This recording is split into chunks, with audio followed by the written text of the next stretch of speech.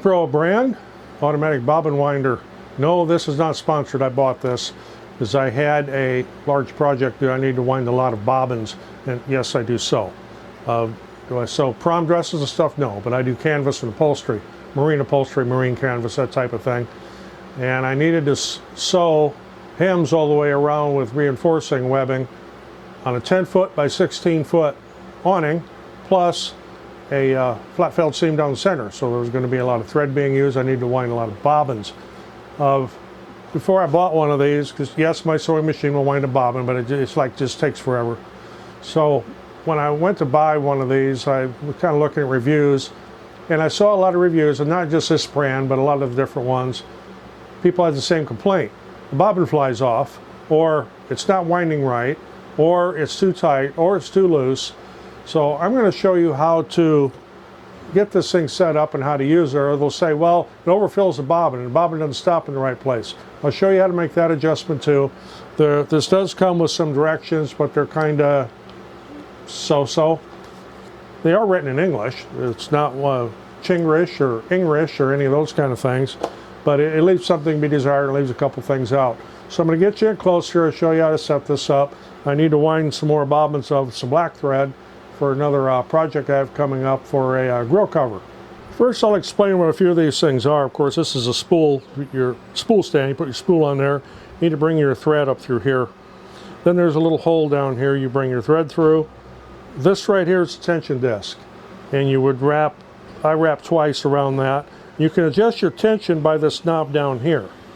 This knob up here is not for tension.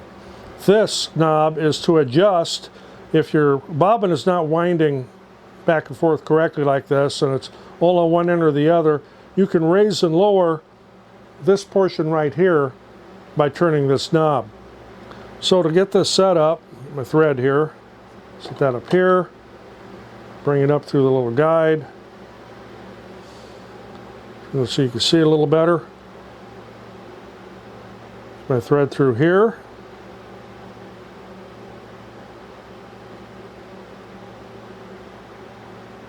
And I'll put 2 wraps around the tension disc here.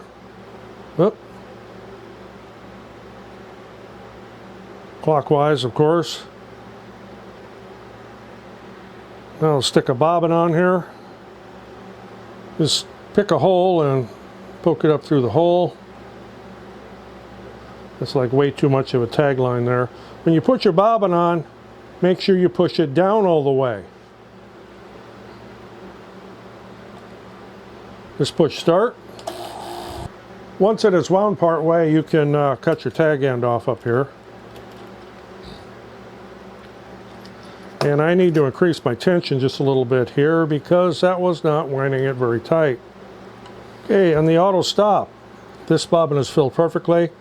If it does overfill it, there's a Phillips screw right here you can loosen, and you can move this back and forth, but make the adjustment very, very gradual. Don't move it a whole lot, or you're going to end up with a very underfilled bobbin or a very overfilled bobbin. And if it overfills too far, the thread will fly off, and then you'll have a rat's nest. So I've got this one here wound. This does have a thread cutter on it. I'm not real fond of how it works, but I'll show you.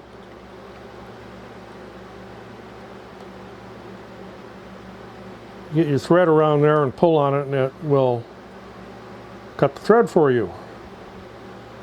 So there's one of my bobbins filled. Something else that may help you out a little bit, I'm loading another bobbin here. If you're having trouble with, there we go, got the hole there. You can wind your bobbin a few turns ahead of time after you put the tag end on.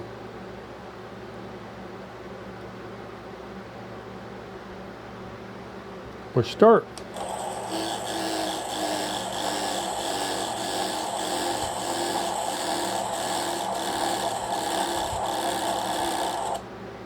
And as you can see, it stopped automatically. The bobbin is set at the right amount of thread on it. I'll cut my tag end off. Bobbin off. Around the little thread cutter. And when I store my bobbins, I always take the thread, maybe you do this too. Get over to the edge and just give it kind of a tight pull. That keeps it from unwinding on its own. Alright, once in a while you'll run into a bobbin that's too loose in the center. So if you go to wind your thread here, I'll get this set up, show you what I mean, because I just found this one here. It doesn't fit on here tight, so when you hit start, well, I didn't keep a hold of that.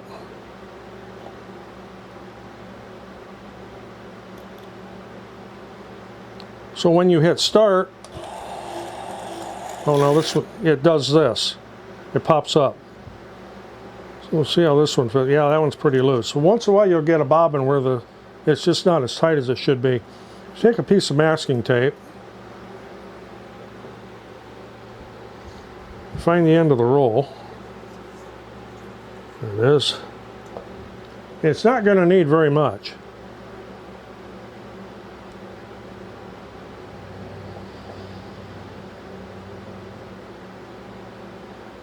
One wrap is probably enough.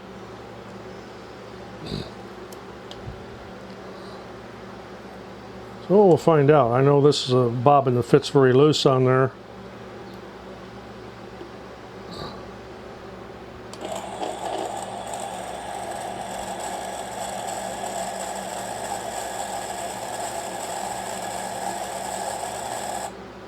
There we are.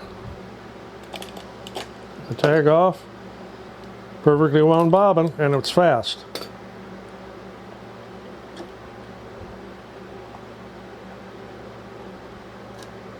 So there again, if you're having problems with the bobbin not staying on here or just flying off, provided your tension isn't too tight. If your tension too tight, the bobbin will pop off anyway.